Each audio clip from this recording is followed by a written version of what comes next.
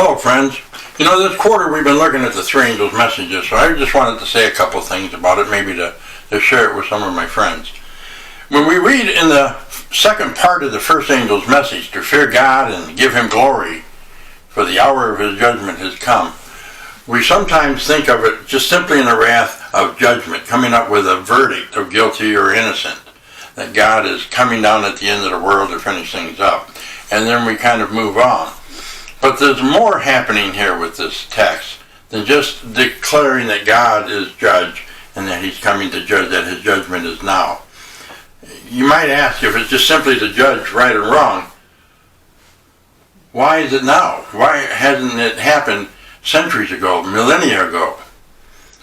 What's happening here at this time that would make the angels say that God is now stepping on the stage of action to judge, that His judgment has come at this current time? What's the point? Did He just let things go on real bad and then finally get fed up and now He's going to judge? I work with a guy, he's my boss, and we were talking about Revelation, about how Revelation is more than just beasts and dragons and things falling out of the sky, and how it's something that's positive. It's a positive story about Christ coming. Now, he had grown up as a Roman Catholic, and so he'd been influenced in that realm, but he pretty much had left the church by the time he became an adult.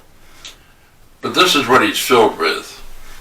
And his first response to my statement was, "Oh no, Jesus is not coming back in goodness as much as He's PO'd, He's ticked off at what we've done to His world."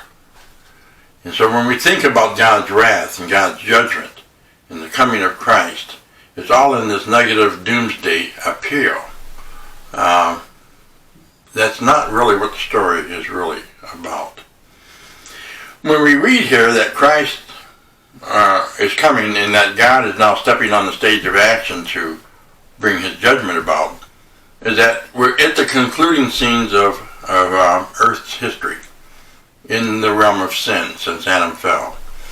And that God is coming to restore justice in a world that hadn't had justice since the fall.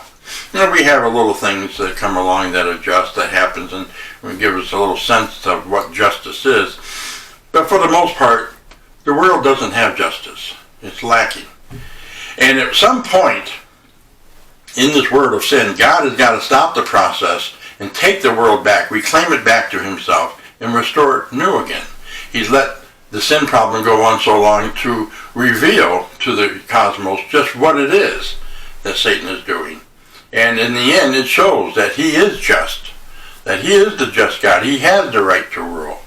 We talk about vindicating God. It's not so much that we're vindicating God, that He doesn't need to be vindicated, but He is revealed. He is finally recognized that He is just, and He is the one who is the rightful ruler. And so what we see here in this first angel's message is declaring that God is now stepping on the stage of action to restore justice in an unjust world. He's preparing to take back the kingdom. He will eclipse Satan's kingdom of Babylon with His new kingdom. In fact, the second message that reads where we preach that Babylon is falling, the first time we see the word Babylon in the book of Revelation, and it's already falling, isn't so much to make a declarative statement that it fell, but that it has given away to allow God's kingdom now to come in. It's been eclipsed. And so really what we're saying when we preach about the fall of Babylon is we're saying God's kingdom is triumphant. He is coming in, and the great change now is taking place where it's moving out of the hands of Satan, who's been trying to control it all these thousands of years, back into the hands of God. And He's taken over to expunge sin and set everything right. Because that's how the book of Revelation ends, right? New earth, new city. Sin is gone. But He needs the process, and that's what we see happening here. There's a process of God taking it back. So this judgment idea is good news to Christians, to followers of Jesus. But it's not good news necessarily to those who dwell on the earth, that is, unbelievers. And we see that with the 7 last plagues. As they're being exposed that they have been deceived, that God is revealing to them that this isn't the right system, they still refuse to acknowledge God and to repent and to give Him the honor and glory that He's due. So they're without excuse.